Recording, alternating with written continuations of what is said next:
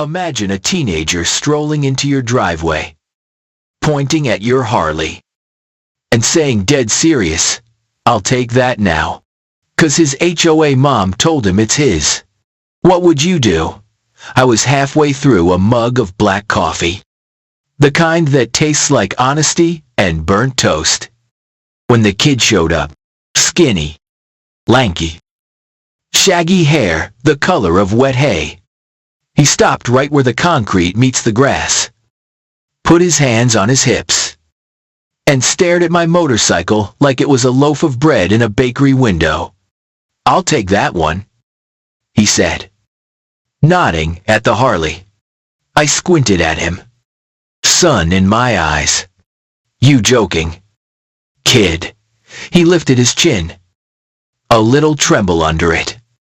Bravado trying to grow into bones that hadn't caught up. "No joke. My mom said it's better for the neighborhood if I ride it." She talked to the HOA. Behind him, down at the end of the cul-de-sac, Karen waited with her arms folded and her sunglasses pitched low like she was inspecting a crime scene. She gave me a wave that wasn't a wave, it was a summons. The kind of gesture people use when they forgot they're not a queen. "Your mom," I said. "Is she the one with the clipboard?" He nodded. "She's on the board." "Of course she is," I muttered, then forced a smile so my day didn't melt right there on the porch. "Tell Karen I'll be right over. Her name's Mrs. Ellison," he said. Automatic. "Sure," I said. "Tell Mrs. Ellison I'll be right over." He shrugged, like he couldn't care less what I called her, and jogged back.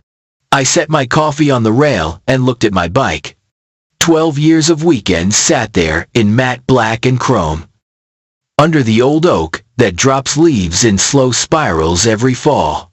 I rebuilt that engine with my own hands. I tuned it until the idle was a heartbeat, and the throttle was clean thunder. You don't just give that away, especially not because someone in a linen blazer thinks the neighborhood's aesthetic would be happier without it. "Morning," I said as I approached Karen. She didn't bother with pleasantries. "You're late for the meeting." "What meeting?" "Neighborhood Courtesy Committee," she said. "We've received several concerns about the noise and the visual disruption of your motorcycle. It's time to make a change." I glanced around. "Is that so? Anyone else here for this meeting?" She smiled like a weather forecast bright. "Untrustworthy. We're a small committee. Nimble. Efficient. Meaning just you," I said. "And my son," she added, tilting her head toward the kid, who was busy scuffing his shoe into the gutter. "He has a birthday coming up. And he's, you know, very responsible." "Uh-huh," I said. "And the change you want me to make is what hand him the keys." Her sunglasses barely hid the flash in her eyes. "Call it a neighborly donation. A win-win. You rid the block of that rumble. He gets to learn responsibility. And everyone sees we can resolve conflicts like adults. You hear yourself?" "Right," I asked, because I wasn't sure she did. "You're asking me to donate my motorcycle so you can feel like the hero of a newsletter." "It's not about me," she said, hand fluttering to her chest. "In that way, people do when it is absolutely about them. It's about harmony. Harmony is not you taking my property. Your property," she repeated, like it was an ugly word. Funny how some people cling to toys that disrupt a community. "For the record," I said, "that toy is titled, registered, insured, and tuned better than most marriages." She lifted her chin. "If you can't be neighborly, I will escalate. Do what you gotta do," I said, and headed back up the walk, a heart doing a slow drumbeat that wasn't entirely made of anger. I know a warning when I hear one, and I know a bluff. Trouble was, Karen rarely bluffed. She just invented rules and waited to see who would bow to them. I tried to shake it off. That Saturday, the sky was a crisp blue. Not a cloud thick enough to cast a mood. I pulled on my jacket, rolled the Harley out from under the oak, and let the engine warm. The idle settled into that low, steady rhythm that makes a person stand taller. I took the long route out of the neighborhood, yeah. I know. Petty. And then let the miles do what they always do, scrub my head clean, wind at my shoulders. A ribbon of asphalt threading through town. The kind of riding that loosens the knotted places. When I came home, helmet still on, gloves half off, I heard sirens. Not distant. Here. That braided, official sound that pinches your gut whether you did something wrong or not. 2 cruisers swung into my driveway. Tires whispering on the concrete. Doors opened. 2 officers stepped out. Posture neat. Faces professional and bored in that we've been here before way. Sir, the first one said. Hand raised. Please step away from the motorcycle. I looked at my bike. Then at him. This one, he said. I backed up slow. Hands out. Is there a problem?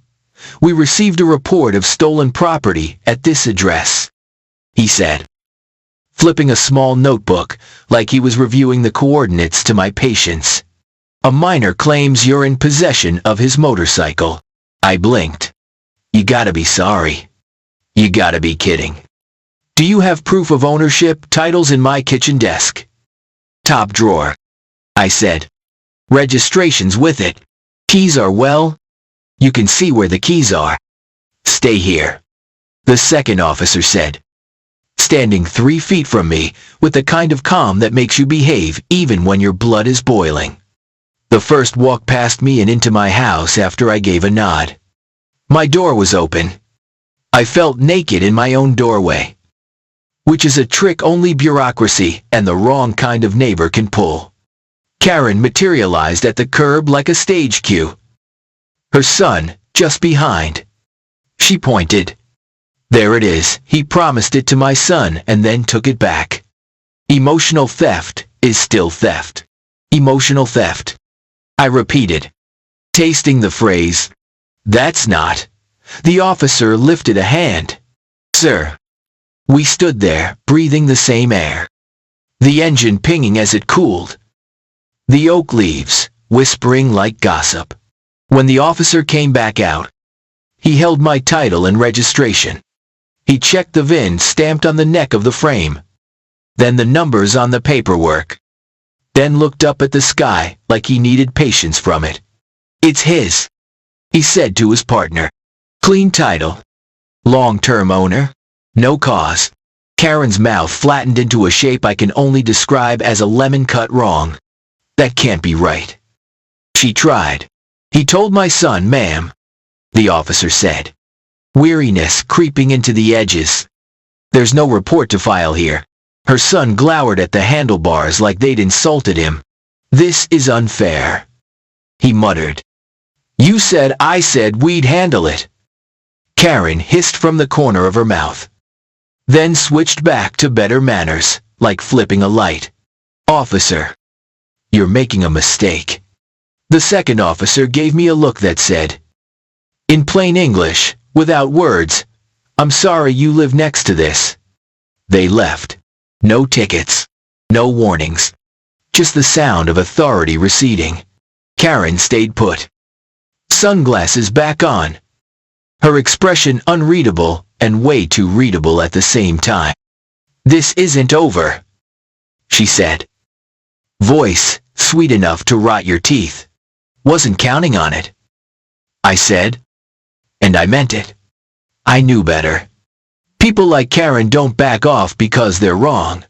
They back off because the rules make them pause. And then they find a new angle. 3 days later I found an envelope taped to my door. HOA letterhead. The font choice alone felt smug. I tore it open on the porch.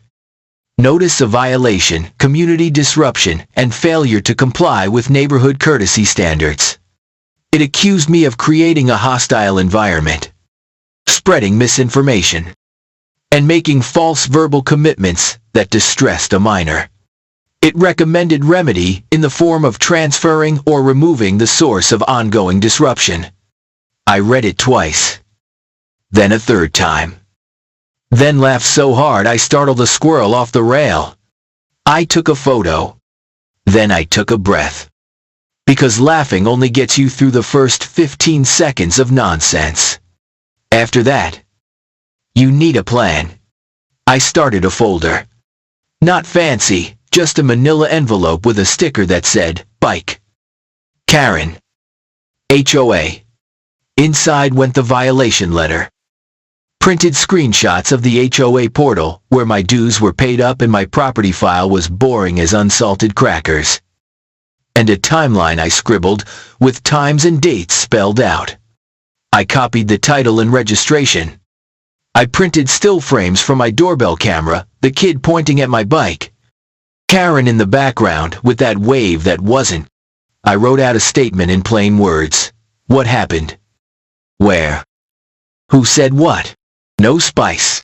No name-calling. Just the story. Straight as a fence post. Then I made a call. Mark and I used to volunteer together at a veterans group. He'd gone into the state attorney's office. We weren't best friends. Not the kind who borrow lawnmowers or dogs. But we respected each other. When he picked up, I said, "You got a minute for something that's either hilarious or serious? I can't tell which." "Shoot," he said. I told him everything. The kid. The cops. The letter. He didn't laugh. He went quiet in that way lawyers get when they're lining up bowling pins in their head. Sounds like weaponizing a process to coerce a private transfer. He said, "Could be harassment if it continues. Could be abuse of the HOA's enforcement channel. Document everything. Don't engage in the street. Keep it formal. Copy that." I said, military reflex slipping through. "You think this goes anywhere? It'll go where you take it." He said, "If you let it live in email threads and porch gossip, you'll drown in drip-by-drip nonsense. If you keep it in the daylight, it fizzles. Your choice." I slept better that night. Not great. My brain kept trying to cast me in courtroom dramas, but better. The next morning, the sun came up the way it always does. Which is to say, without asking permission from anybody's board.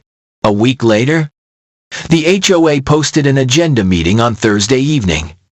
Community room by the pool. New business member complaint. That was me. I ironed a shirt because old habits die slow. Tucked my folder under my arm and walked over early, just to breathe the room before it filled with sighs. The community room smelled like overworked AC and dry erase markers. Plastic chairs waited in rows like obedient soldiers. A table up front held name placards. Bill, the president, with kind eyes and a mouth that didn't like conflict. Nadine, treasurer, spreadsheets in human form. Tomas, secretary, a guy who nods a lot. And Karen, member at large. Which was funny because the title fit her ego like a glove. Neighbors filtered in, friendly nods, tight smiles. Folks who had waved at me for years now seemed curious, as if they were about to see a magic trick or a traffic accident. I sat near the middle, not the front. I wanted the board to talk to me like a neighbor, not treat me like a podium. Bill tapped the mic that didn't need tapping. "Let's call to order," he said softly. "Old business lawn drainage at the Ellisons. New business member complaint." Karen's hand shot up. "I'd like to begin," she said. Bill hesitated, then nodded. "Go ahead." Karen stood with a stack of papers that had the thickness of props. I bring a complaint against Mr. Owens for creating a hostile environment, misrepresenting a verbal agreement, and introducing disruptive vehicles into our community. The word vehicles hung there like a bad smell. A few heads turned my way. I kept my face neutral the way you do when a dog's trying to see if you're lunch. Karen continued. He told my son he would donate the motorcycle that has been disturbing many of us for months. Then changed his mind. And when we attempted to resolve this privately, he escalated to law enforcement. This has stressed my family and my neighbors. We ask that the board require him to remove the motorcycle or transfer it as promised. She looked satisfied at the end, like she had delivered lunch and dessert and expected applause. Bill cleared his throat. Thank you, Mr. Owens. I stood, carried my folder up, and placed it gently on the table like it contained something alive. I'll be brief, I said. There was no promise to donate anything. There was a demand. I declined. Law enforcement was called on me. Not by me. They verified title and registration and left with no action. I slid the first sheet to Bill, a copy of my title with my name in ink that outlasted trends. Then the registration. Then printed stills from the doorbell cam kid pointing at the bike with the caption, in my handwriting, Mom said you'd give it to me. Then the violation letter from the HOA. Taped to my door. Demanding remedy that looked like extortion with a smile. A murmur rose like a wave and fell. Nadine squinted at the papers, lips moving as she read. Tomas stopped nodding and started writing. I'm not here to make a scene, I said, voice steady. I'm here to ask the board to stop being used as a hammer. Enforce the bylaws. Sure, but there's no bylaw about my motorcycle. There's no decibel meter in the covenants. There's no rule against a machine parked in a driveway that's registered and insured. If a neighbor doesn't like the sight of my handlebars, that's a preference, not a policy. Karen opened her mouth. He harassed. I held up a hand not at her, but at the air. I have not stood on your lawn. I haven't yelled. I haven't sent messages outside the portal. I've documented and responded. That's it. Bill tapped his pen. A soft, nervous drum. We'll need to review, he said. Karen huffed. You always need to review when it's him. When it's me, you rubber stamp. Nadine shot her a look that could peel paint. Karen. Bill looked at me. Would you be willing to submit your materials to the board formally? They're yours, I said, and left copies. As I walked back to my seat, I passed neighbors with complicated eyes. Some sympathetic, some wary, some relieved to see someone else at the microphone for once. I sat, exhaled, and let the room buzz itself down to quiet. The board went into closed discussion for a bit, chairs scraping, voices hushed. When they came back, Bill cleared his throat again. At this time, we find no violation against Mr. Owens regarding the motorcycle. We remind all members to avoid misusing the complaint process for personal disputes. Karen's jaw tightened. This isn't Miss, Bill said, a little louder. We are issuing a general reminder that board members are not authorized to create new enforcement standards outside the bylaws. If a member wishes to propose a change to the covenants, there is a published process. The room stayed quiet. But it wasn't a peaceful quiet. It was the quiet of a storm that decided to change neighborhoods at the last second. You'd think that would be the end. A normal person might step back, let the smoke clear, maybe bake a pie and claim it was all a misunderstanding. Not Karen. The next move arrived 2 days later in a crisp envelope from a real law firm. Cease and desist, it said, accusing me of emotional manipulation of a minor. inducing reliance through a false promise, and creating severe distress. It demanded restitution in the form of immediate transfer of the motorcycle. Or else. I did not laugh this time. I read it twice and felt the weight settle in my chest. Like a sack of wet laundry you didn't know you were carrying. Then I called a different kind of friend. His name's David. We served together back when the calendar was young. He practices civil law now and has a way of writing letters that feel like steel wrapped in velvet. "Send it over," he said. "I'll take a look after court." He called me that evening. "It's bluster," he said. "But it's real bluster. We're going to respond formally. We'll attach your documentation. We'll note the board's decision. We'll inform them that any further attempt to coerce a transfer will be treated as harassment." "Copy," I said. "And Dave, thanks." "Don't thank me yet," he said. "Thank your doorbell camera." We filed the response. We filed it calm.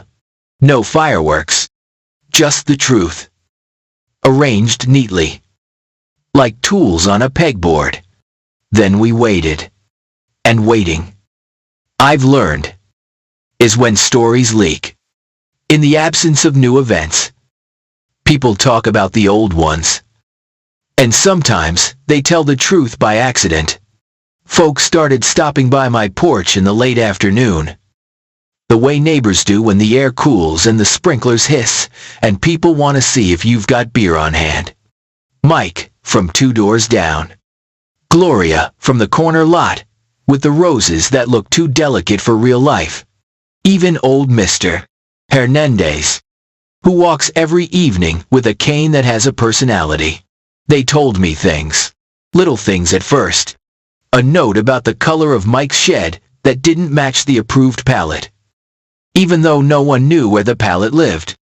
A warning about Gloria's lawn height too high by an inch, even though the rain had been biblical and the mowers could barely keep up. A complaint about Mr.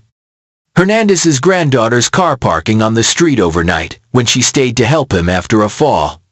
All signed by Karen. On behalf of the board. The board, for the record, had never voted on any of it. Patterns. Once you see them, don't unsee easily. I started writing this one down. Not to make a case, I already had one, but to make a map. The map looked like a neighborhood held together by good mornings and mailboxes, and the kind of invisible line that says, "This is ours," with one person trying to redraw it in her own handwriting. The silence from the law firm became a quiet. Then a week. Then 2. No new letters. No new sirens. Just the normal sounds of life returning to a block that wanted to be boring again. But boring didn't last. Because justice, small and local as it is, likes daylight. At the next HOA meeting, a petition appeared. Not on the formal agenda. Just a piece of paper that moved from hand to hand, the way bake sale sign-up sheets do. It asked for a vote to remove Karen from the board for misuse of authority and harassment of members. I didn't start it. Gloria did. She taped it to a manila folder and brought extra pens. People signed like they were dropping weights they'd been carrying for years. Even Mike, who hates confrontation so much, he once apologized to a raccoon for startling it. Put his name down with a flourish. When Bill saw it, he winced, not because he disagreed, but because he hates drama. "We'll have to schedule a special vote," he said. Voice, careful. "Fine," Gloria said. "Schedule it." Karen was not there. She'd emailed an hour before and said she had a conflict. That word that covers everything from dental appointments to pride. 2 weeks later, we gathered under string lights by the pool because daylight was fading earlier and the community room was booked for water aerobics. The vote was done by secret ballot because people are brave and also not dumb. We folded paper. We dropped it in a clear box. We chattered about nothing, because the something was right there on the table. Bill counted slowly, as if he could will the math into civility. By a clear majority, he said, finally. The motion carries. Karen Ellison is removed from the board, effective immediately. We'll hold a nomination meeting next month to fill the vacancy. A cheer didn't go up. The neighborhood isn't a stadium, but there was a feeling like something popped that had been pressing on all of us. A release. Shoulders came down. Eyes brightened. Mr. Hernandez tapped his cane on the concrete twice. A quiet applause that felt like blessing. I walked home under the same old oak, and the Harley sat there where it always sits, looking like itself, and not like a symbol of anything except a machine that belongs to the person who cared for it. I thumbed the starter. The engine rolled to life. Low as a purr, loud as a promise. I eased down the street for a loop, nothing flashy. Just a ride that said, I'm still here. People waved. One guy gave me a thumbs up. Somebody's dog barked because dogs bark at everything. And nobody called anybody. You want the truth? I ain't a hero. I'm a homeowner with a motorcycle and a low tolerance for nonsense. There's people who think riding a bike and living under an HOA are incompatible ideas. And, yeah, sometimes they are. But I learned something simple. Standing up doesn't mean shouting. It means writing it down. It means showing up. It means being boring in exactly the right way while someone else tries to make a circus. Weeks went by. Leaves drifted. Halloween decorations came out. Plastic skeletons climbing fences like they were escaping from the underworld. My wife, Lisa, convinced me to hang a string of orange lights along the porch. We argued about pumpkins like teens argue about bands. She wanted cute. I wanted classic. We got both.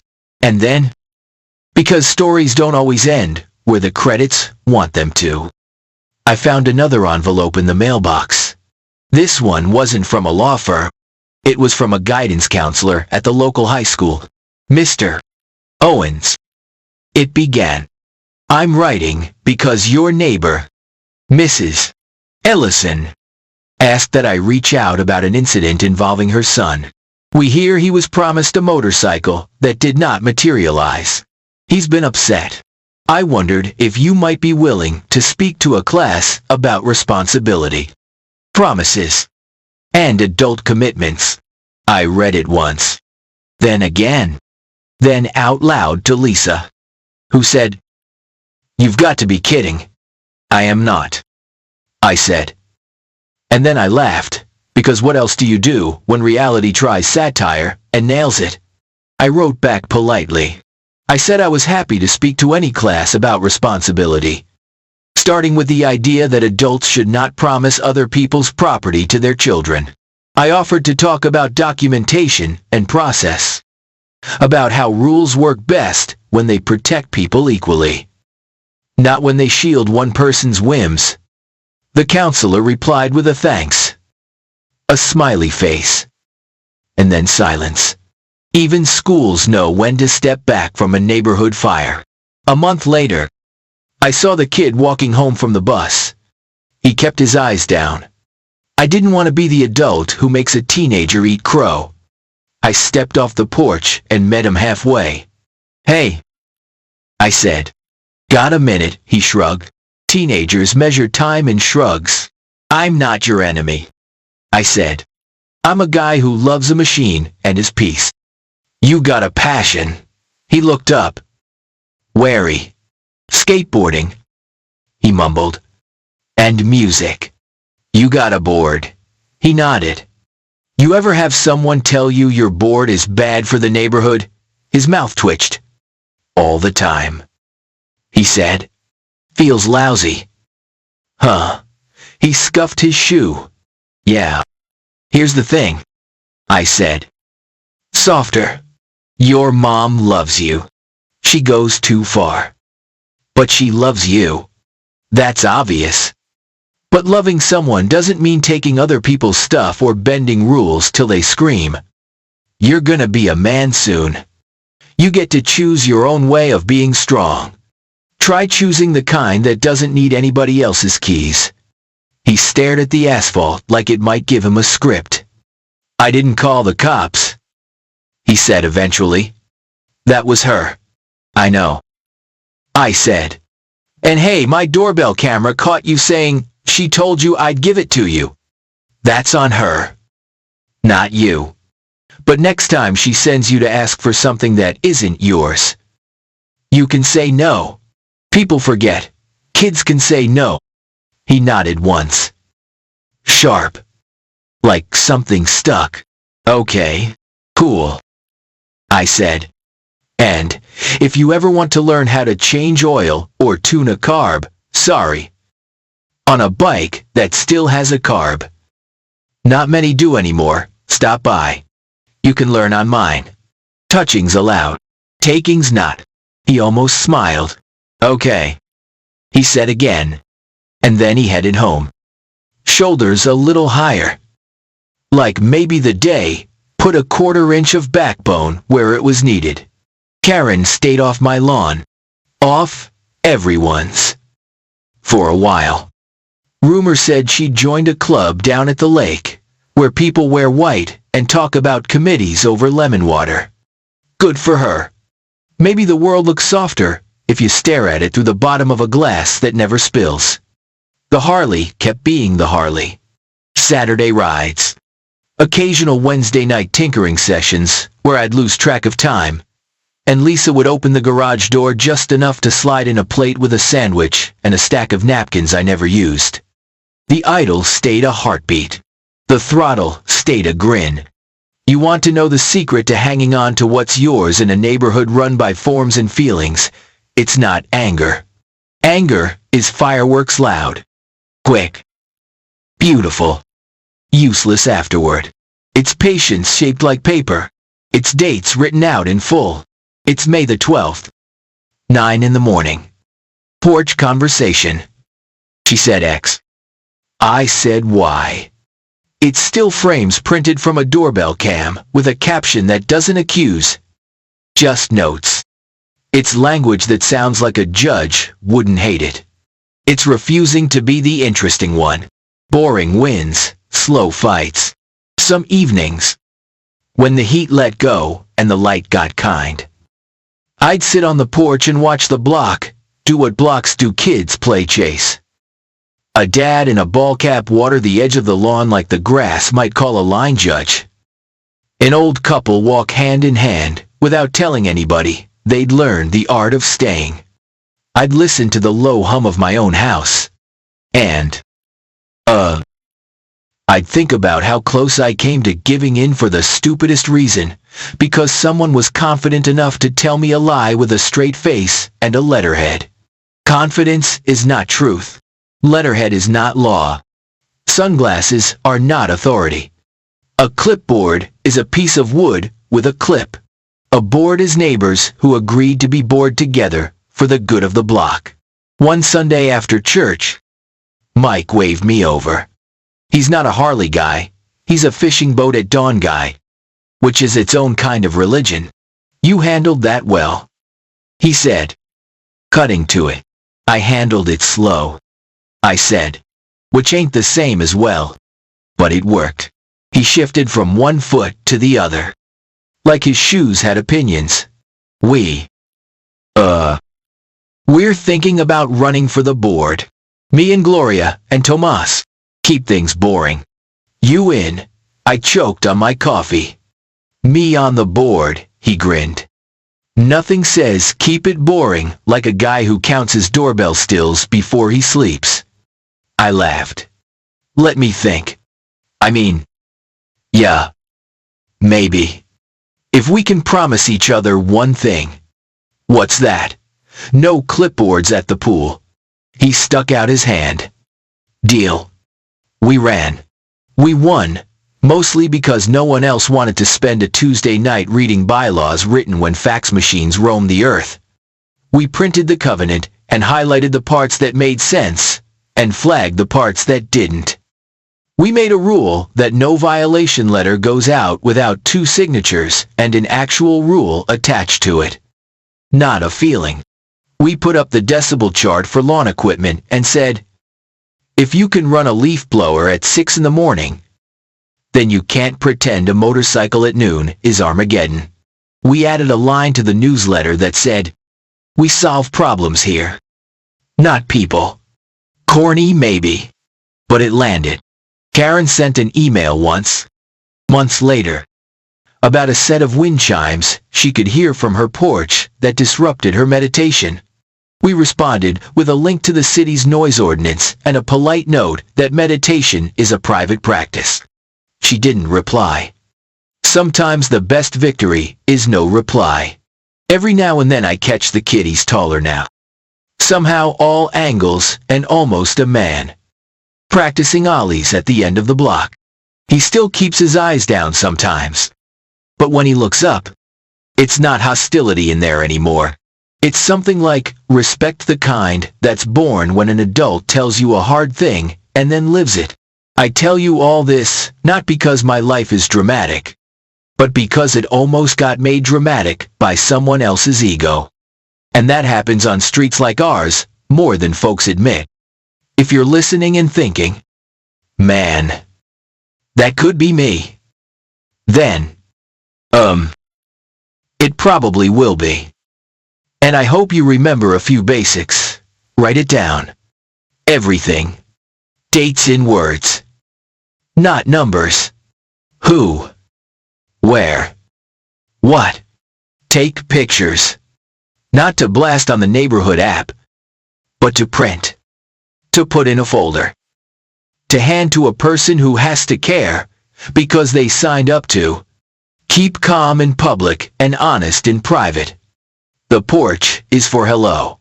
The portal is for paper. If you must fight, make it a paperwork fight. Screaming is for teenagers and football. And the big one, don't hand over what's yours, just because someone says keeping it makes you disruptive. You doing your laundry on a Tuesday isn't a protest. You parking your truck in your driveway isn't a manifesto. You owning a motorcycle that you love. Ride safely. And maintain better than most people. Maintain their good moods, that's not a crisis. That's a life. So, yeah. That's how a kid tried to claim my Harley because his HOA mom said it was his. That's how 2 squad cars came to my driveway because someone thought letterhead beats a title. That's how a board remembered what it is. How a neighborhood exhaled. And how a machine kept being a machine. What would you do if this landed on your porch? Anyone else had a HOA? Pull something like this on you. Drop your story in the comments. I'm gonna read every single one. It started as a machine and a driveway, and a woman who loved the sound of her own rules. But it became quietly, stubbornly, about how grown-ups act when no one's grading them. And, I ain't trying to get philosophical on a Tuesday. But the older I get, the more I believe neighborhoods are just tiny democracies made of mailboxes and patience. People ask me sometimes, at the gas station or under the shade of the oak, while the dog sniffs everything that ever existed, why I didn't just sell the Harley to avoid the hassle. Is a bike worth the stress, they say. As if stress is measured in cubic inches. Here's the thing, it wasn't about the bike after the first 15 minutes. It was about not letting someone else decide. On a whim, wrapped in a paragraph. What your life should look like. Today, it's a bike. Tomorrow, it's your flag. Your plants. Your truck. Your wind chimes. Your porch swing. Your ability to breathe without a permission slip. It adds up. A life can die from paper cuts. Plus, the Harley taught me patience a long time before Karen tried to. You rebuild a carburetor, and you learn the art of waiting without breaking anything. You listen for what isn't right. You adjust a quarter turn, and watch how the idol changes like it's a living thing. You don't force threads. You back off and try again. There's a sermon in there if you want one. Lisa says the bike keeps me honest. She says I come back from rides slower. Kinder. With a smile that doesn't feel borrowed. She also says the older we get, the more important it is to protect the things that make us ourselves. For her, it's quilting and the quiet hour before dawn. For me, it's 80 minutes with a V-twin humming under me and the road unrolling like a promise. The board work was less romantic. It was emails and commas, bylaws and votes, gulps of lukewarm coffee in folding chairs that nobody loves. But it did something beautiful to the block. It made people feel safe to ask dumb questions without being made to feel dumb. It made the rules less like a net and more like a fence, something that keeps the big animals out without trapping the goats inside. Gloria drafted a courtesy code that wasn't enforceable, just aspirational. A list of things like wave first. Assume your neighbor's bad day is not about you. Mow at decent hours. Don't take pictures of people's lawns. Take them cookies. Folks laughed when we published it. Then they started living it. A little. You can do worse than a neighborhood that tries to be kind on purpose. One evening, late fall, a wind came through and tried to rearrange the world. It knocked a big limb down off the oak, right onto the corner of my fence. I was in the garage messing with the idol again, because a man should have hobbies that do not involve arguing with strangers. I heard the crack, the thud, the kind of groan wood makes when it remembers it was a tree. By the time I got to the yard, Mike was already there with his gloves on, and Mr. Hernandez had his cane poised like a conductor's baton, telling us where to cut. We cleared it in an hour, stacked the wood, patched the fence, temporary. No one filed a complaint. No one measured a shadow. That's the neighborhood I want. That's the one worth protecting. A few days later, I saw Karen walking to her mailbox. She moved slower than before. Or maybe my eyes were kinder. She glanced up and saw me. We stood there for a second. That awkward distance where you could pretend not to see someone, or you could choose to be a person. I raised a hand. She raised hers back. A little. No words. Just a strange, tentative acknowledgement that we live on the same street and somehow are both human beings. I don't need more than that from her.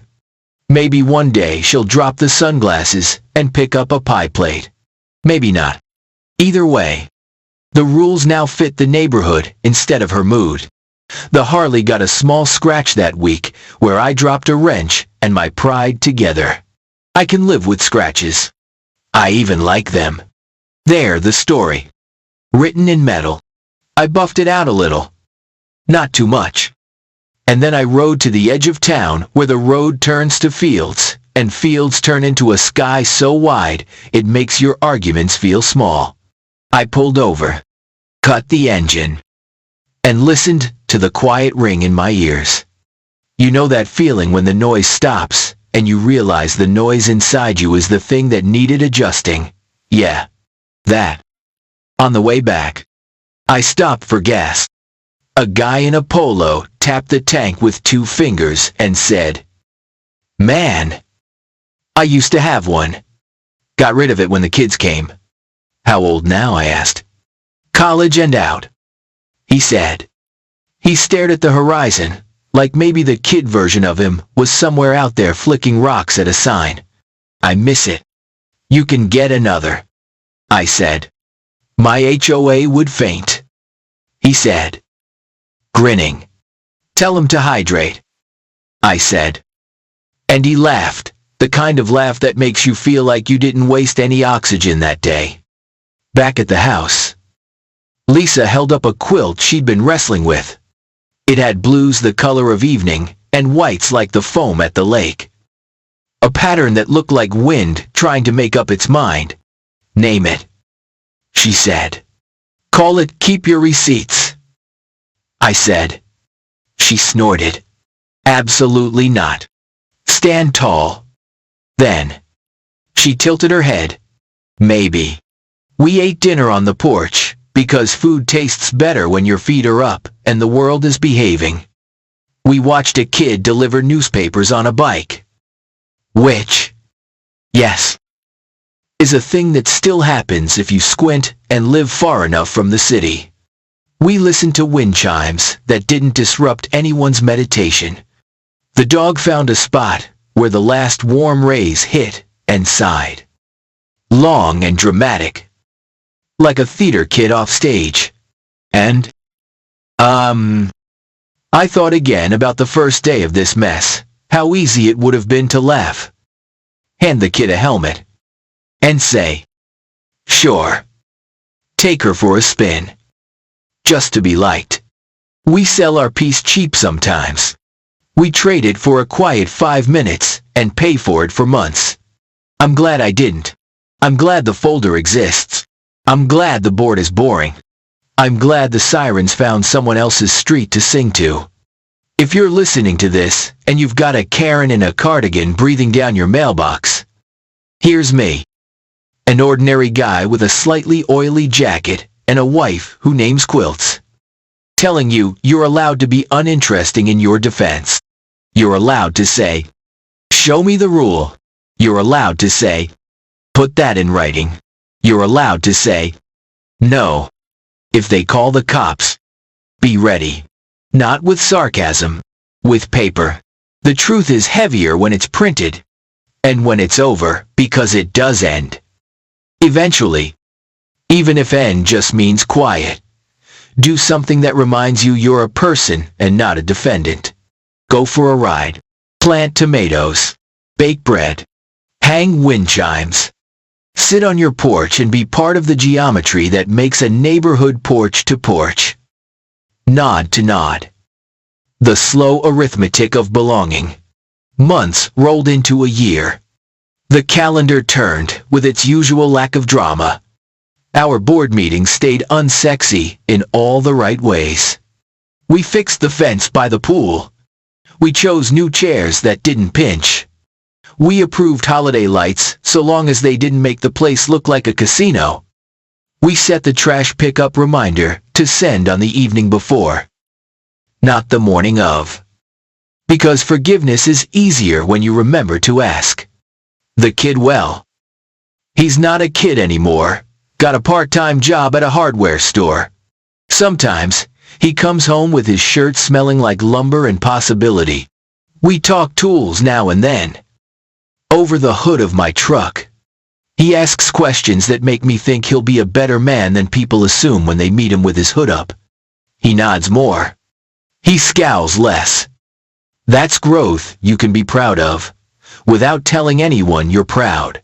One Saturday in spring, I was replacing the plugs on the Harley. A simple job that feels bigger because you have to reach in like you're introducing yourself to a stubborn animal. He wandered over. You still, gonna show me how to do that oil change, he asked. I am. I said. Wash your hands. Grab those gloves. We worked in a rhythm broken by small mistakes and big grins. Oil is a teacher. It hides where you don't expect. Finds your sleeve, no matter how careful you think you are. When we were done, he held up his hands and laughed at the smudges, like a toddler with chocolate. My mom's gonna freak, he said. And then he frowned, like he had betrayed somebody. You can use the sink, I said. Or not. Your call. He scrubbed. He came back. Thanks, he said. And looked at the bike with something that wasn't ownership and wasn't envy. It was attention. That's the seed you actually want to plant in a young man. Karen watched from across the street. She didn't come over. She didn't call anyone. She just stood with her arms folded less tightly than before and went back inside, like maybe whatever she was chasing had found a softer place to live. I changed the air filter next, then adjusted the clutch cable by a hair, because feel is everything. You learn to listen differently when machines talk. People too. Words matter. But tone is the map. Later. Under a sky that looked painted. We gathered at the pool for a barbecue. Somebody burned hot dogs. Somebody else told a joke he always tells, and everyone laughed like it was new. Because kindness sometimes wears a grin. Bill made a speech that wasn't a speech. Just a thank you for showing up. Which is the only requirement that has ever really mattered. Gloria's grandkids splashed each other into a truce. Tomas argued with a teenager about whether a burger should be pressed on the grill or left alone. The teenager won. Which felt right. Mike burned the garlic bread all the way to edible, if you're polite. Lisa brought a pie that refused to cut neatly, and no one cared. We talked about potholes and weather, and who's moving into the house at the end of the block, a teacher, somebody said. Which made everyone nod, like we'd won a little lottery. I looked at the Harley across the fence, gleaming under the last light, and felt something simple relief. Not triumph. Not revenge. Just relief that we'd found our way back from something small that wanted to be big. Relief that boring won. Relief that a kid learned a thing. Relief that grown-ups managed to act like it. When the sun slid low and the mosquitoes filed their flight plans, I wandered back to the porch. The dog took my chair because the dog always takes my chair. Lisa handed me a glass of iced tea with a lemon slice that looked like it understood its job. We sat. The neighborhood hummed.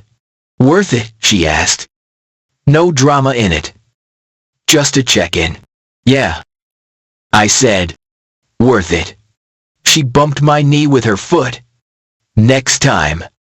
Don't wait so long to ask for help. I didn't. I protested. I called Mark. You know what I mean. She said. Smiling. Yeah. I said. And I did.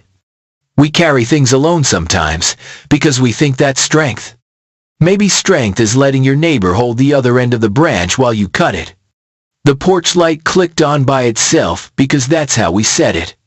The wind chimes found a note the night approved of. The Harley cooled, ticking quietly, like a clock that doesn't boss you around. If you're out there right now with a notice taped to your door that smells like a threat in perfume, if your heart's doing that drum part, if you're tempted to give away your peace for the price of not being hassled, don't. Take the picture. Start the folder. Call the friend who writes letters like steel, wrapped in velvet. Show up to the meeting in a clean shirt and be uninteresting. It works. And after the vote, after the envelope, after the last email has the decency to be the last, do me a favor. Go do the thing that makes you you. Ride. Bake. Plant. Knit. Fish. Tinker. Sit. Be the geometry of your block. Be the boring goodness that makes everything else possible. 'Cause one day, a kid will look up at you and try to figure out how to stand. Give him something steady to copy. All right, your turn. What would you do if a neighbor tried to take your stuff with a rulebook and a smile? Anyone else had a HOA pull a stunt like this? Tell me your story in the comments. I'm gonna read every single one.